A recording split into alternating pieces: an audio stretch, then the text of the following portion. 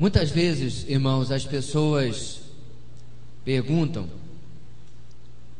como que nós podemos identificar se uma pessoa está ou não experimentando um verdadeiro arrependimento, uma verdadeira mudança?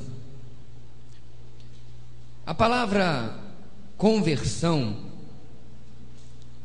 no grego metanoia, é uma palavra que significa mudança de mente.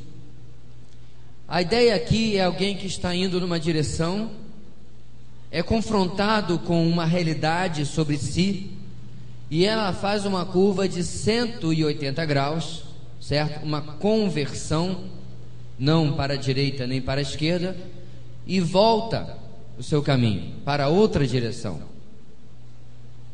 Teve até alguém muito animado uma vez que disse que a gente precisa fazer uma mudança na nossa vida de 360 graus. Aí não dá, porque aí você volta para o mesmo lugar, né? Mas tirou 10 pela animação, 0 pela noção de geografia, tirou 5. Essa mudança, meus irmãos, ela tem, infelizmente, cada vez, como a gente já falou várias vezes em mensagens aqui na igreja, se tornado uma coisa rara. Por quê? Por causa de pregações, de mensagens que falam muito mais da necessidade do homem do que da visão de Deus sobre o homem. O que eu quero dizer com isso? São mensagens, e essa palavra está começando a se tornar, essa explicação um pouco moda na nossa igreja desde o retiro, que são antropocêntricas, que são centradas na necessidade do homem e não no ponto de vista que o Senhor tem sobre o homem. Aí sim será uma mensagem teocêntrica. E por que isso é importante, meus irmãos? Porque quando você coloca para o homem perdido uma mensagem que diz: você venha como você está, e não completa a frase, você não ensina, você não entende, subentende para a pessoa a necessidade de transformação, de mudança. Então eu já deparei com alguns posts lá na internet, em que alguém coloca assim, que Jesus lhe aceita como você está, mas a verdade está incompleta. É como eu estou, porém Ele espera de mim, com a ajuda dele agora que eu me aproximei dele, mudança. Eu fico muito preocupado, meus irmãos, quando eu encontro em algumas igrejas evangélicas aqui na cidade políticos. Quem que a gente ouve que está envolvido em maracutaia, que está envolvido em negociata? Ele está frequentando uma igreja evangélica, às vezes até batista, como nós, igualzinho um religioso, frequenta qualquer religião. E ele passa domingo, entra domingo e nada muda. Então, um exemplo apenas aleatório do que acontece, porque ele ouviu uma mensagem que faz bem, ele ouve uma música gostosa, que faz bem a alma, ele tem um ambiente de camaradagem, não é isso? A gente acabou de vir de um acampamento, que gostoso, aquela brincadeira, aquela mexer um com o outro de maneira saudável. Isso é muito bom, é o mais saudável que aquilo não fica. Ele compara com aquilo que ele tinha lá fora, a bebedeira, a discussão, o bate-boca, a traição. Prefiro aqui. Esse clube é melhor do que o outro. Mas por que ele pensa assim? Porque não houve uma confrontação do pecado na vida da pessoa. Dá uma abridinha na sua Bíblia, em Lucas capítulo 7. E antes desse texto onde nós vamos meditar, deixa aí nesse slide, por favor, meu irmão, sobre o verdadeiro arrependimento que gera vida de consagração e adoração. Eu quero que a gente volte para você entender a linha de raciocínio de Jesus no capítulo 7, em que, se você reparar, nós não vamos ler todos os textos, mas nós vamos destacar o que está acontecendo no contexto do versículo 36 a 50, que é o que nós vamos ler esta noite.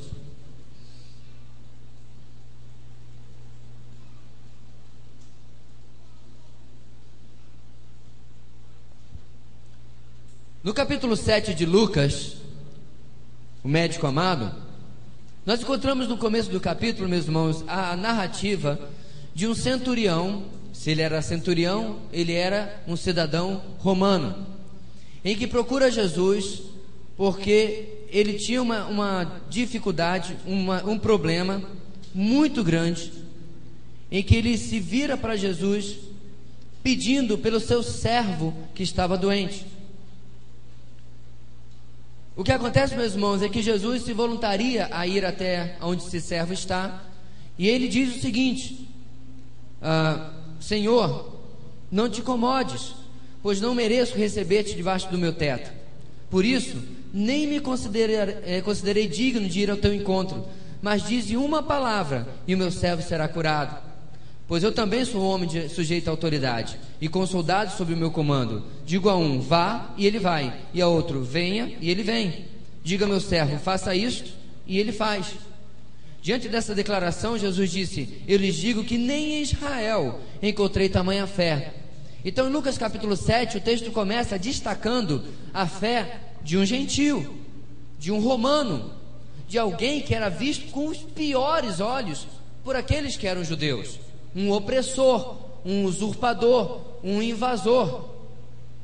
E o texto continua, meus irmãos, quando acaba a narrativa deste homem, e no capítulo 7, versículo 11, nós começamos a ver a situação de uma viúva da cidade de Naim. E diz o texto: a mulher estava chorando por causa do enterro do seu filho único, e ao vê-la, o Senhor se compadeceu dela, versículo 13, e disse: não chore. Depois aproximou-se, tocou no caixão, e os que o carregavam pararam. Jesus disse: jovem, isso é o morto, eu lhe digo, levante-se. O jovem sentou-se e começou a conversar, e Jesus o entregou à sua mãe. Bem, assim, toda a Judéia e regiões circunvizinhas começa a conhecer a fama de Jesus. E aí, finalmente, meus irmãos, com esse milagre como intermeio, Lucas chega, cada passagem, irmãos, foi planejada, não foi jogada aqui de qualquer maneira. Lucas chega a uma situação com João Batista, em que João Batista, diante das lutas, da perseguição, da prisão e tudo mais que acontecia, ele envia discípulos a Jesus. És tu aquele que haveria de vir, versículo 18, ou devemos esperar alguns outros? Bem, e aí, diante da pergunta, o que acontece? Jesus, versículo 21, curou muitos que tinham males, doenças graves e espíritos malignos, e concedeu visão a muitos que eram cegos. Então ele respondeu aos mensageiros de João Batista: voltem e anunciem a João o que vocês viram e ouviram: os cegos veem, os aleijados andam, os leprosos são purificados, os surdos ouvem, os mortos são ressuscitados, e as boas novas são pregadas aos pobres. Ou seja, Jesus mostra para João Batista, pelas suas obras, por aquilo que ele fazia no seu ministério, que a resposta à pergunta dele é: sim, eu sou o Messias que haveria de vir. Ora, irmãos, diante disso tudo, nós temos, duas reações. Dá uma olhadinha no versículo 29. Todo o povo, até os publicanos, ouvindo as palavras de Jesus, reconheceram que o caminho de Deus era justo, sendo batizados por João. Quem eram os publicanos, meus irmãos? À semelhança do centurião romano, persona não grata. Era aquele cara sozinho lá no Facebook, só tinha ele e outros amigos publicanos. Por quê? Ele, sendo judeu, pegava os impostos dos judeus e entregava para Roma. Ou seja, ele era odiado. Ninguém queria saber dos publicanos. Porém, diante da pregação das boas novas do reino, eles se arrependem e são batizados por João. Agora dá uma olhada na sequência. 30. Mas os fariseus e os peritos na lei, ou seja, os escribas, rejeitaram o propósito de Deus para eles, não sendo batizados por João. Diante disso, Jesus diz: Ao que posso, pois, comparar os homens desta geração? Prosseguiu Jesus. Com que se parecem? São como crianças que ficam sentadas na praça e gritam umas às outras: nós lhe tocamos flauta, mas vocês não dançaram. Cantamos um lamento, mas vocês não choraram. Pois veio João Batista, que jejua e não bebe vinho, e vocês dizem: ele tem demônio. Veio o Filho do Homem, ou seja, Jesus, comendo e bebendo, e vocês dizem: aí está um comilão e beberrão, amigo de publicanos e pecadores. Você entendeu o que Jesus está dizendo aqui? Vem um que age desta maneira, vem outro que age de outra maneira, e os fariseus e os escribas não se agradaram de nenhum deles. Por quê? Porque as suas obras não tinham arrependimento. Porque eles não queriam de maneira nenhuma mudar o seu modo de vida. Enquanto os publicanos, vendo a mensagem, aceitaram e se arrependeram. Em resumo, onde nós entramos, meus irmãos, no nosso texto principal dessa noite: se você não morrer para você mesmo, se você e eu não nos arrependermos e largarmos o nosso caminho, nós esta noite estaremos mais próximos dos fariseus e escribas do que do centurião romano, dos publicanos e da mulher do versículo 36 em diante. Agora sim, vamos para o nosso texto. Qual é o cenário que nós temos hoje à noite, meus irmãos? Versículo 36. Convidado por um dos fariseus para jantar, Jesus foi à casa dele e reclinou-se à mesa. Então este é o cenário que nós temos diante de nós esta noite. A casa de Simão, um fariseu, ou seja, a casa de Simão, um daqueles que resistiam à mensagem, à pregação de Jesus. Nós temos Jesus convidado para o jantar. Agora entenda novamente, já expliquei isso, mas vale a pena explicar de novo. Nossa, que interessante essa frase. Que a refeição para a cultura judaica, meus irmãos, era algo de profunda significância, muito maior até do que na nossa cultura brasileira. A gente convida um ao outro, né? Vamos comer um churrasco lá em casa e tal, vamos fazer um junta-panelas, isso é gostoso, a gente tem comunhão, a gente fica ao redor de uma refeição. Dizem que crente não bebe, né? Mas come, então a gente gosta dessa coisa de estar junto. Agora, para o judeu, isso era muito significativo, porque inclusive o judeu não comia com outras etnias, com os gentios. Então, quando esse fariseu convida Jesus para jantar com ele, ele está das duas uma, de forma dissimulada, se mostrando acessível a Jesus, ou verdadeiramente querendo se aproximar do mestre. Esse cenário, meus irmãos, também tem um detalhe: era costume oferecer água para lavar os pés, devido ao quê? As estradas não serem pavimentadas e sujar os pés de poeira ou de lama. Então, se eu chegava na sua casa, era costumeiro, era de boa educação você oferecer água para que eu lavasse os pés. As sandálias eram tiradas, os pés eram lavados, e aí você colocava as sandálias novamente, ou após, ou deixava para você sair da casa. Isso é interessante, meus irmãos, porque essa tarefa, em casas de pessoas com mais condições, era feita por um escravo. O seu visitante chegava e ele tirava a sandália dos seus pés e ele lhe lavava os pés. Lembrou de alguma coisa? Lá no finalzinho do Evangelho de João, Jesus faz isso com os discípulos.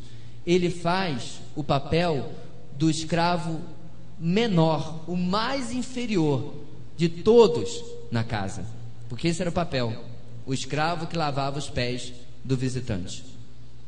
E o que acontece? Daqui a pouco a gente vai ver por que isso é tão relevante. E finalmente, irmãos, para completar o nosso cenário, uma mulher pecadora, entre aspas, não convidada, entra ali. Isso que o versículo 37 nos diz. Olha só: ao saber que Jesus estava comendo na casa do fariseu, certa mulher daquela cidade, uma pecadora, trouxe um frasco de alabastro com perfume e se colocou atrás de Jesus, aos seus pés, chorando, começou a molhar-lhe os pés com as suas lágrimas. Depois os enxugou com seus cabelos, beijou-os e os ungiu com o perfume. A atitude dessa mulher, meus irmãos, ela é surpreendente. Como diz, ou como está tão bem narrado por Lucas, ela não é convidada, Ela não foi chamada para esse banquete. Ela é uma mulher. Entenda que no primeiro século a posição dela era muito complicada, porque por ser mulher e ela possuir alguma fama, o texto não diz, porque ela recebe este adjetivo, pecadora. Pastor, isso não é meio estranho? Não somos todos nós pecadores? Mas a ideia aqui, meus irmãos, é que ela recebia o julgamento da sociedade, em especial dos religiosos, como pecadora. Talvez porque ela se prostituía, ou talvez porque ela estava em um relacionamento adúltero. Provavelmente uma coisa ou outra. Quase nenhum outro pecado causava espanto social, a não ser pecados relacionados ou de natureza sexual. E assim, meus irmãos, a atitude dela é surpreendente. Ela invade, ela de penetra, entra neste jantar, rompendo com toda a etiqueta social. E aí ela vai até os pés de Jesus. Agora deixa eu explicar o que ela fez. Ela não se enfiou embaixo da mesa. Ela não pediu: Senhor, o senhor podia colocar os pés para fora? Por quê? A mesa judaica, ela não era como as nossas, em que você senta numa cadeira como qualquer outra cadeira ocidental, e na verdade hoje em quase todo lugar do mundo, não é isso? E você fica aí uma faixa de 80 centímetros do chão, a mesa. A mesa judaica, ela era um palmo do chão. Era mais uma pequena plataforma onde os alimentos eram colocados, e os judeus tinham que se sentar nesta posição, debruçados sobre a mesa. Ou seja, os seus pés ficavam para o lado de fora. E assim, com os seus pés para o lado de fora, sem provavelmente nenhum empecilho, a mulher pôde chegar até Jesus e molhar os seus pés com que, meus irmãos? Com as suas próprias lágrimas,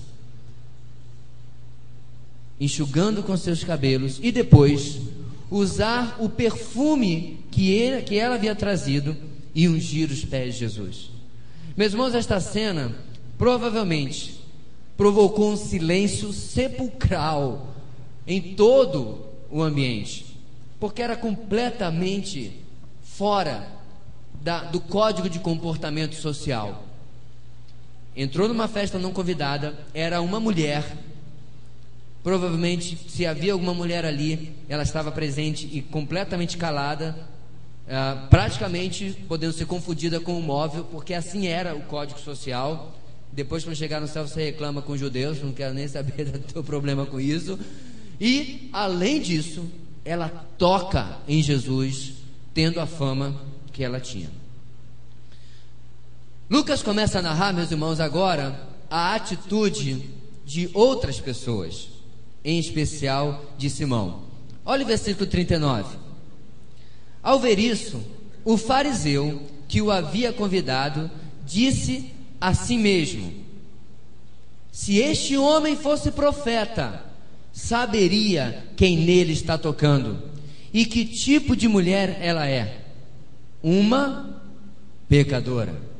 Perceba que é claro que não haviam aspas quando esse texto foi escrito em grego, irmãos, mas o tradutor, pelo menos na nossa versão, preferiu colocar essas aspas, porque novamente não é a mesma coisa de Romanos 3:23, porque todos pecaram e carecem da glória de Deus. Não é a ideia de pecador como todos os seres humanos são. A ideia era o julgamento social, era a opinião social de quem essa mulher era. E a atitude, meus irmãos, desse fariseu é uma atitude de julgar. Agora eu posso usar essa palavra de maneira apropriada.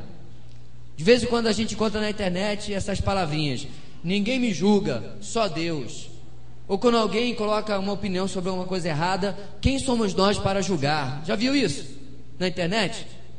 Quem somos nós para julgar essas pessoas e tal? Está errado. A palavra de Deus, irmãos, nos proíbe de julgar quando eu não estou lidando com a mesma situação na minha vida. Ok? Então vamos lá. Os fariseus eram notórios em pecar e viver uma vida hipócrita. Nós vimos isso. e todo mundo pode, se não ouviu, assistir essa mensagem online no YouTube, como se tornar um fariseu. Foram 3 mensagens, né? Um curso rápido. E a característica número 1 do fariseu, meus irmãos, era a hipocrisia. Faça o que eu digo, mas não faça o que eu faço. Em que eles viviam uma capa, uma casca, mas na prática viviam outra coisa. Assim eu posso dizer com toda certeza que Simão está caindo na condenação de Jesus de Mateus capítulo 7. Não julgue para não ser julgado. Primeiro, tire o pedação de madeira que está na frente do seu olho, para depois dizer assim: deixa eu dar uma sopradinha no cisco que está no seu. Jesus ensina, meus irmãos, que às vezes nós temos que lidar com pecados maiores na nossa vida, e estando lidando com os pecados, estando sendo transparentes sobre essas lutas, esses pecados, essas dificuldades, aí eu posso ser usado por Deus em humildade e mediante a palavra de Deus para ajudar a vida de um irmão que esteja em algum erro, ok? Porque lá em Gálatas, Paulo nos aconselha a nós confrontarmos os erros na vida uns dos outros. Viu o que acontece quando alguém pega um versículo fora de contexto e não compreende toda a revelação bíblica? Bem, Simão provavelmente não conhecia, e essa é a atitude dele diante daquela mulher. Agora, meus irmãos, entra Jesus com a sua onisciência.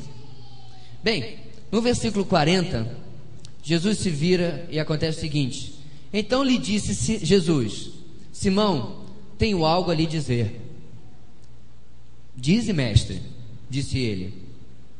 Toda vez que um fariseu chama Jesus de mestre, eu por dentro dou uma risadinha. Vai ser hipócrita assim lá longe, né? Mas, versículo 41: 2 homens deviam a certo credor. Um lhe devia 500 denários e outro 50. Ou seja, um devia 500 dias de trabalho e outro devia 50 dias de trabalho. Se a gente fizer uma conta rápida, dividindo o salário mínimo, não é isso? Você vê a diferença absurda. É como se um devesse, vamos colocar o salário mínimo de um mês, 768, não é isso? Que tá? 678, inverti os números. 678, e outro devesse R$67 apenas, 10%. Ou um devia 6 mil e o outro devia só 600. A proporção é esta, está aí: 10%, 1/10 da dívida do outro. E aí Jesus, com esta proposta de dívida, diz o seguinte, versículo 42: nenhum dos dois tinha com que lhe pagar, por isso perdoou a dívida a ambos. Qual deles o amará mais? Entendeu? Você me deve 10 mil e o seu amigo do lado me deve R$1.000. E eu vejo que vocês não têm a mínima condição de me pagar. Ambos estão desempregados, com família doente, enfim. O que eu fiz? Segundo o texto, o credor diz assim: olha, deixa para lá, eu rasgo a promissória, entrego para a pessoa, ninguém me deve mais nada, Deus lhe abençoe, vá em paz. E aí Jesus diz: quem vai amar mais esse credor? O de 10 mil ou o de 1.000? Aí Simão, que devia ser bom de matemática, né? Para aceitar a propina tem que ser bom de matemática, diz o seguinte, versículo 43: Simão respondeu: suponho que aquele a quem foi perdoada a dívida maior. Você julgou bem, disse Jesus. Muito interessante como o Senhor usa as palavras, né? Você julgou bem, que agora ele está usando, irmãos, a verdade. Viu? Quando você usa a verdade, não é problema julgar. O problema é o que ele havia feito antes, no versículo 39. Versículo 44: em seguida, virou-se para a mulher que está no chão, soluçando, aos pés dele, e disse a Simão: vê esta mulher? Entrei em sua casa, mas você não me deu água para lavar os pés. Ela, porém, molhou os meus pés com as suas lágrimas e os enxugou com seus cabelos. Você não me saudou com um beijo, mas esta mulher, desde que entrei aqui, não parou de beijar os meus pés. Você não ungiu a minha cabeça com óleo, mas ela derramou perfume nos meus pés. 3 coisas, meus irmãos, as 2 outras não são tão costumeiras, por isso eu não destaquei, que era um hábito: você dar água para o seu visitante lavar os pés, saudar com um beijo, dependendo do grau de relacionamento com a pessoa, e ungir. Por quê? Novamente, Palestina, calor, né?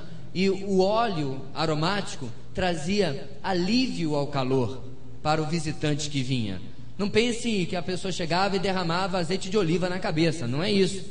É óleo, azeite aromático, uma coisa gostosa, uma coisa agradável, né, de você ter sobre você.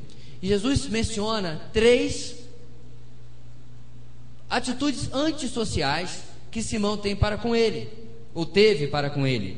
E aí ele diz no versículo 47 o seguinte: portanto, eu lhe digo, os muitos pecados dela lhe foram perdoados, pois ela amou muito. Mas aquele a quem pouco foi perdoado, pouco ama. Então Jesus disse a ela: seus pecados estão perdoados. Ai, ai, ai. Jesus gosta de cutucar a onça com vara curta, né? Até agora ele só criticou a atitude do fariseu. Quando chega, meus irmãos, no versículo 48, ele está se igualando a quem, irmãos? A quem Jesus está se igualando em perdoar os pecados, igreja? Deus.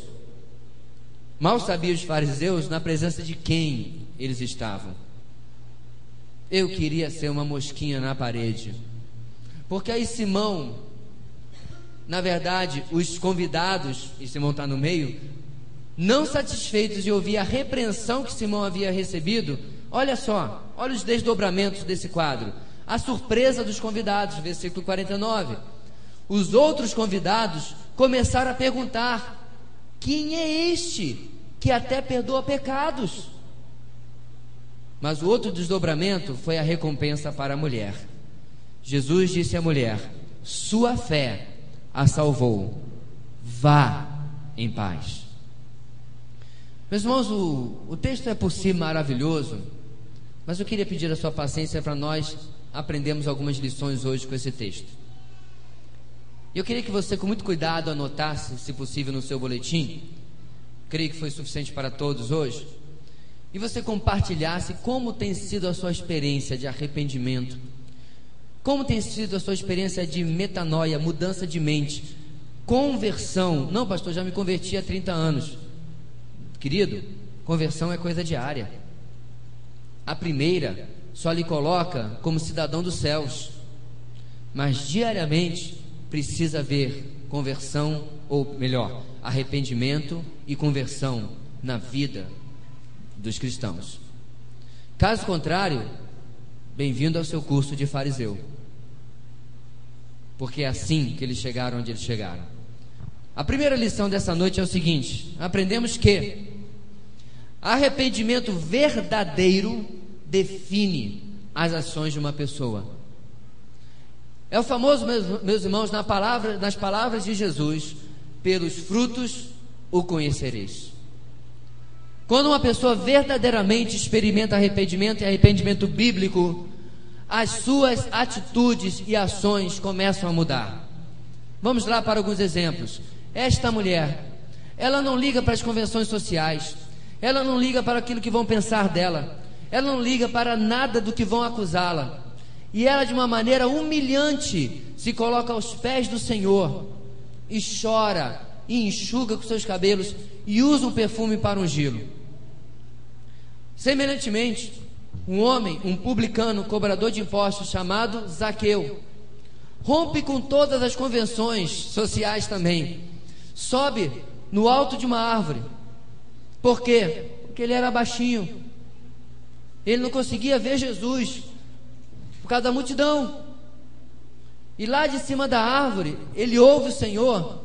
Eu gosto muito do filme Jesus, baseado no Evangelho de Lucas, porque o ator escolheu assim, né? Mas eu gosto disso. Ele, com um sorriso, ele acha, de certa forma, curiosa, engraçada aquela posição de Zaqueu.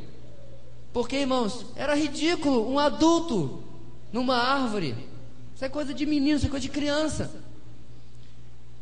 E Jesus, pelo menos no filme, eu acredito que Nosso Senhor, irmãos, era sorriso todo o tempo. Aquele Jesus do Anno Domini, aquele não é meu Senhor, não. Aquele dá medo em criança. E você vê as crianças chegando perto de Jesus. Criança não gosta de adulto ranzinza, cara fechada, né? Gosta de adulto sorridente, aberto para elas. E Jesus então sorri, assim eu vejo, e diz para Zaqueu: Zaqueu, desce depressa, porque hoje me convém pousar na sua casa.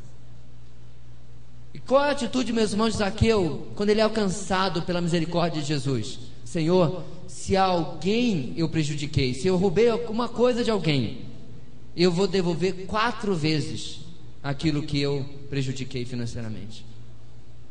Arrependimento verdadeiro define as ações de uma pessoa.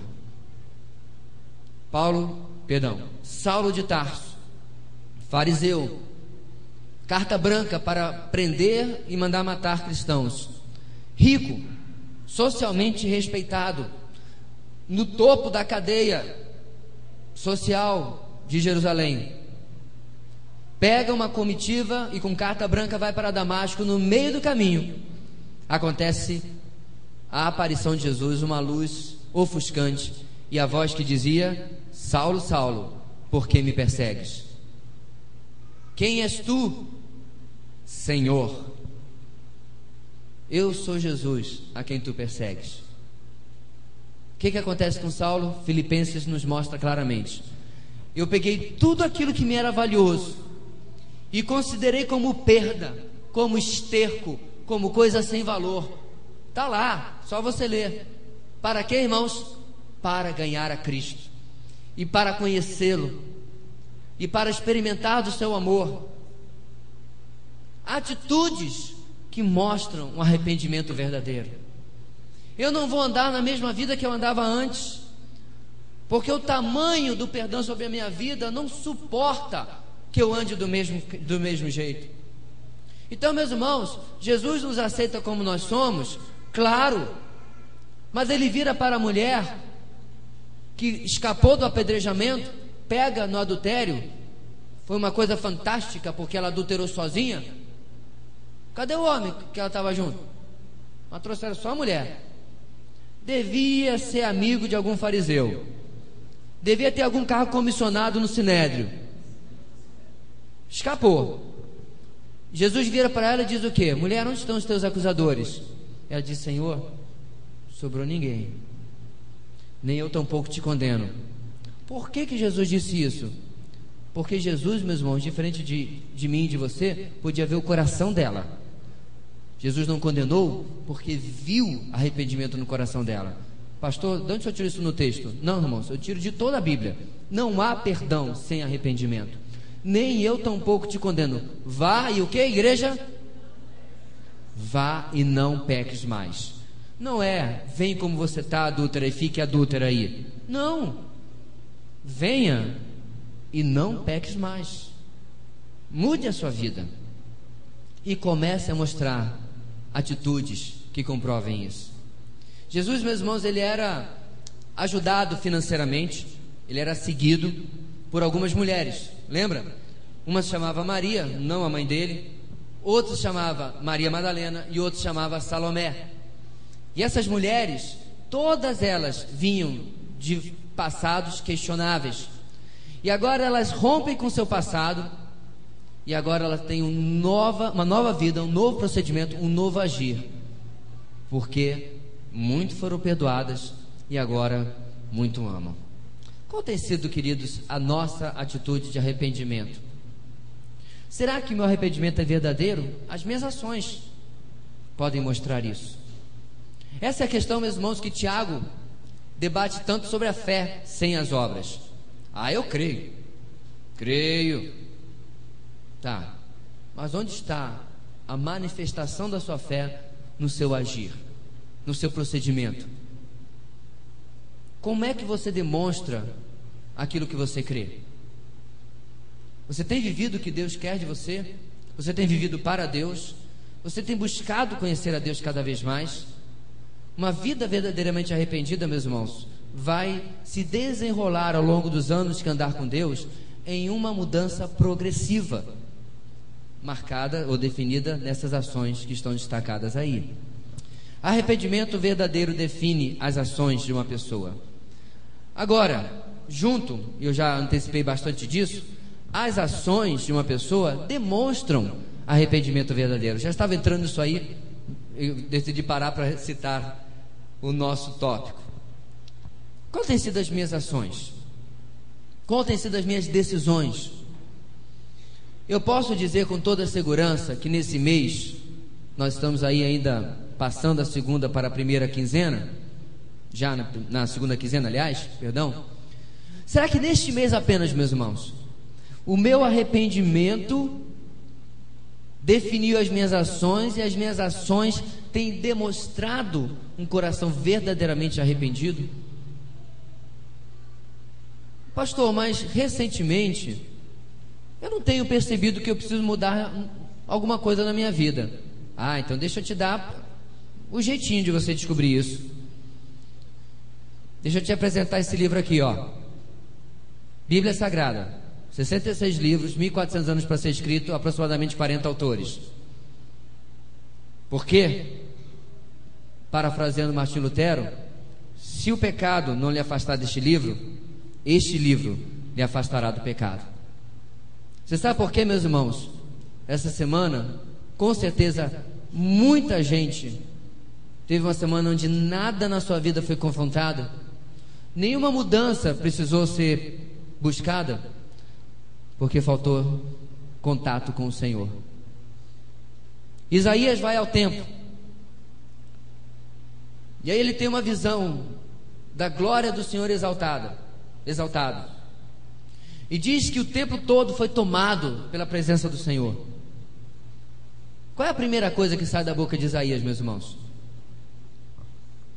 Ai de mim, porque eu sou um homem de lábios impuros, e habito no meio de um povo de lábios impuros, e os meus olhos viram o Senhor dos exércitos.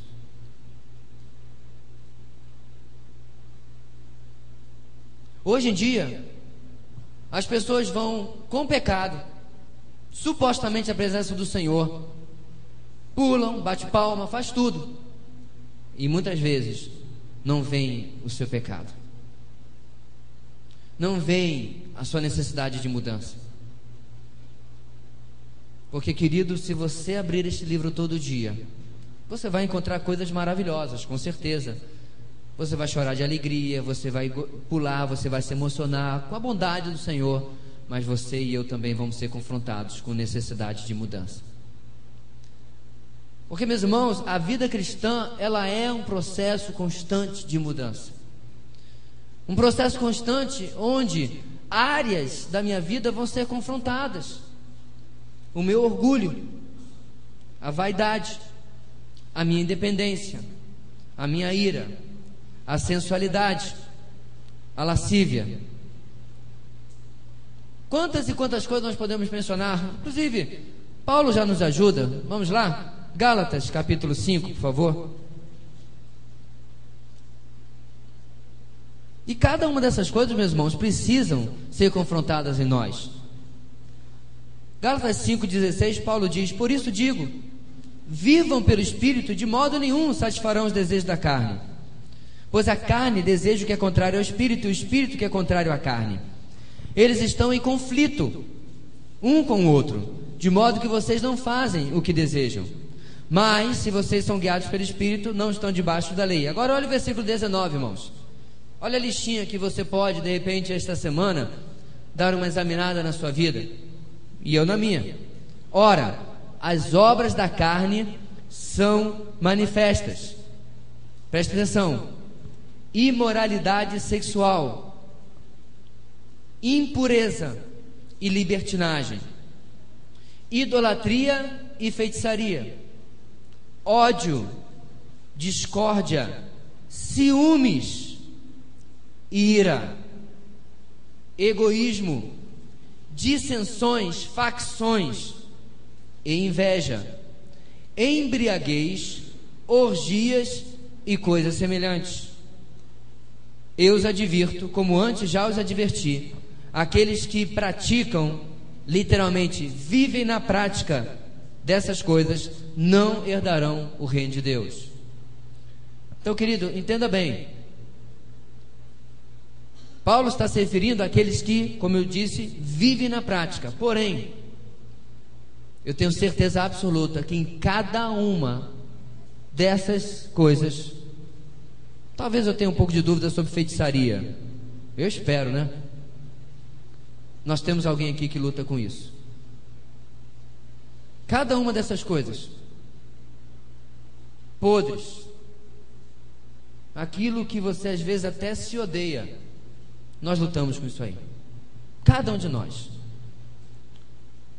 A coisa que todos nós temos, irmãos, aqui é um calcanhar de Aquiles. A diferença é só o que ele é. Qual a área que nós lutamos? Por isso, você experimentou esta semana um momento de arrependimento na presença do Senhor? Você percebeu que o seu pecado, apesar de já pago na cruz, estava lá presente sobre o Senhor e foi o motivo pelo qual ele foi crucificado?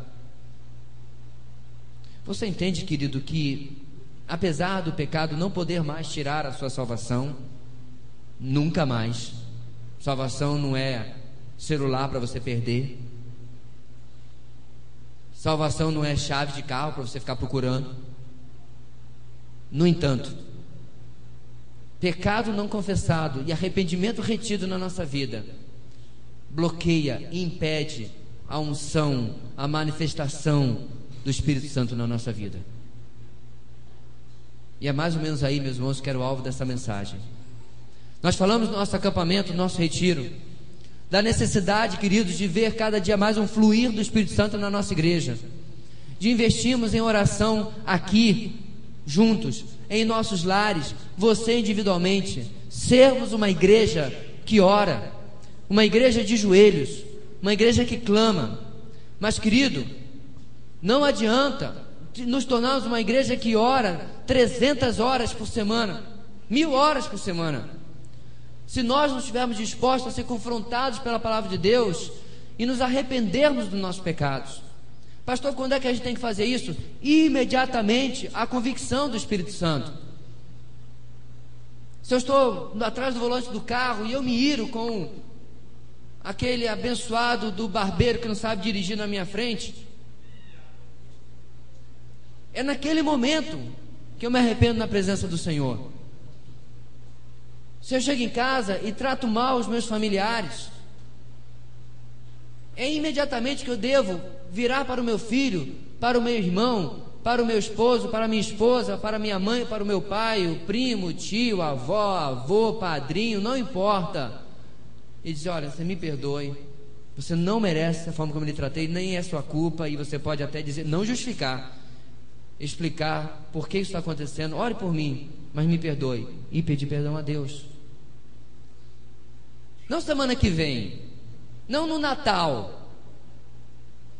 Vamos guardar para o Natal, né? Que aí fica especial, a gente ali, todo mundo junto, de mão dada, vamos cantar Kumbaya e restaurar a paz. Não, imediatamente, quando há convicção do pecado na minha vida, para termos, irmãos, um coração em arrependimento. Nossa atitude, em terceiro e último lugar, define o que colhemos. Simão colheu repreensão do Senhor. Por quê? Porque a sua atitude era de julgamento, a sua atitude era de condenação, a sua atitude, principalmente, irmãos, era de hipocrisia. Em primeiro lugar, meus irmãos, porque aquilo que ele se incomoda com o que aquela mulher está fazendo não tinha absolutamente nenhum cabimento. Ele estava se importando com um detalhe da lei mosaica e não manifestando misericórdia para uma mulher que estava buscando redenção, mudança na sua vida. E em segundo lugar, porque Simão, o que ele deveria fazer era se ajoelhar do lado dela e dizer: Senhor, eu percebo no exemplo desta mulher hoje como eu preciso de arrependimento, como eu preciso de mudança na minha vida, como eu preciso de conversão de 180 graus nos meus caminhos. Mas ele não tem essa atitude. Ele julga a mulher e, para piorar a situação, Jesus sabe de todas as coisas e o repreende. Os convidados, a atitude deles de ainda não entender quem é Jesus, eles escolhem apenas uma atitude de surpresa. A surpresa, irmãos, aqui retrata a falta de uma fé que compreende quem é que estava ali com eles comendo. Quem é este que até pecados perdoa? De certa forma é a mesma pergunta que várias pessoas vão fazer nos evangelhos. Lembra? Jesus ergue a mão e se faz bonança, ou seja, a tempestade se acalma. Lá no barquinho, lembra? Os discípulos, literalmente passados, dizem o quê? Quem é este que até o mar e a tempestade lhe obedecem? Jesus morrendo na cruz, ao terremoto, à escuridão, tudo mais, tudo aquilo, ele diz as últimas palavras: tetelestai, está consumado. O que o centurião romano diz? Ele responde à pergunta de todos: quem é este ao longo do evangelho? Verdadeiramente, este é o Filho de Deus. Os discípulos não entendem e perguntam, os fariseus não entendem e perguntam. Um soldado romano mata a pergunta do perfil ano 33 depois de Cristo. Eu perdoo pecados, eu acalmo a tempestade, e ninguém acerta a pergunta. O soldado romano acerta. Verdadeiramente este é o Filho de Deus. E para terminar, meus irmãos, repreensão, surpresa. Qual é a colheita da mulher? Perdão e paz. A atitude de cada um dos personagens define o que ela recebeu do Senhor. Diga sinceramente, como você preferia sair essa noite deste culto? Repreendido? Surpreso? Na verdade, com a cabeça cheia de dúvidas, sem entender nada? Ou recebendo perdão e paz? Se você escolhe o terceiro, você escolheu sabiamente. O caminho, uma mulher anônima, nem o nome dela é registrado, nos disse essa noite: coloque-se aos pés do Senhor. Ele é santo, absolutamente santo, mas Ele permite que você toque nos pés dele, que você derrame as suas lágrimas. E eu não sei se eu poderia enxugar com os meus cabelos, mas certamente nós poderíamos ungir os seus pés e receber dele a mesma palavra: vá em paz, a sua fé te salvou. Feche os olhos comigo essa noite.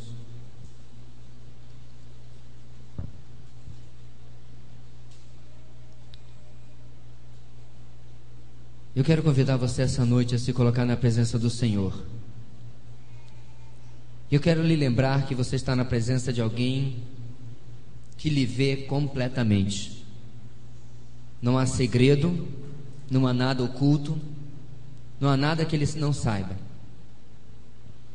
Eu quero lhe convidar essa noite a você não mais se esconder atrás do amor que você acha que é Deus. Eu digo se esconder porque Deus não é apenas amor, Ele também é justiça. E por ser amor e justiça, Ele deseja de nós mudança, transformação. E que apesar de nos amar, Ele deseja de nós que abandonemos o pecado, experimentemos arrependimento, mudança de mente, e temos uma nova vida com Ele. Eu gostaria de orar essa noite, e quem sabe você pode se incluir nesta oração. Deus querido, reconheço que sou pecador, e como pecador eu preciso do teu perdão.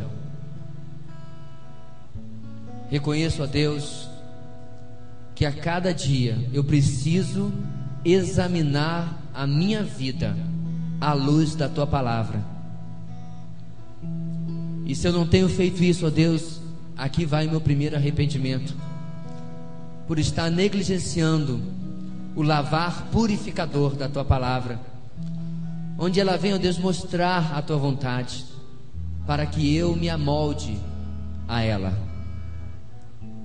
Deus, esta noite eu quero, em nome de Jesus, me aproximar de ti em arrependimento e fé, reconhecendo a minha condição pecadora, a minha condição, ó Deus, que tem desagradado o Senhor.